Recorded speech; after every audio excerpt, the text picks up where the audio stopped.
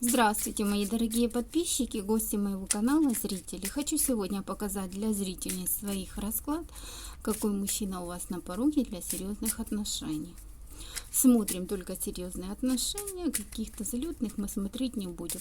Как вы узнаете его? Я дам подробное описание для того, чтобы вы не ошибились в своем выборе, потому что вы знаете, что в нашу жизнь идут разные люди. И самое главное то, правильно ли вы сделаете в своей жизни выбор. Загадывайте себя и смотрим. Смотрите, мужчина выпал сразу, он идет в вашу жизнь. Он очень открытый, очень коммуникабельный. Возможно, он вас уже где-то заметил, потому что он выпал. Хотел бы с вами поговорить, хотел бы к вам приехать, если он находится на расстоянии. Он питает к вам очень сильную любовь.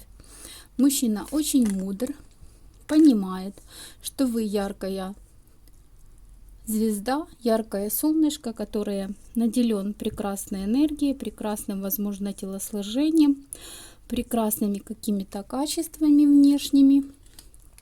И он бы все-таки хотел бы вас пригласить на свидание. Свидание это будет проходить в новой какой-то для вас обстановке, потому что мужчина очень за вами заинтересован. И смотрите, это свидание полностью перевернет вашу жизнь, полностью ее трансформирует, откроет новый путь на стабильность вашей жизни.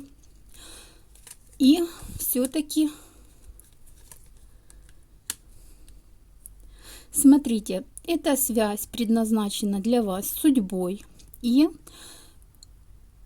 судьба будет очень сильно вас к этому мужчине как бы притягивать для того, чтобы все-таки вы осуществили свои мечты. Возможно, зависимость от этого мужчины, зависимость от этой переписки, но будьте чисты и благородны, трудитесь над отношениями, и вы тогда из неприятностей и неприятного состояния выходите в своей жизни в изобилие. Очень много будет коммуникации с этим мужчиной. Давайте, что нам посоветуют ангелы.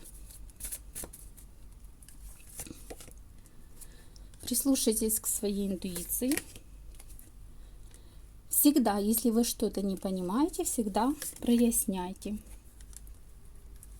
Ваши умершие предки поддерживают вас. И, пожалуйста, говорите правду. Возможно, мужчина не любит нечестных людей. Спасибо за просмотр. Ставьте лайки, подписывайтесь на канал, если вам нравятся мои видео. Спасибо, до свидания.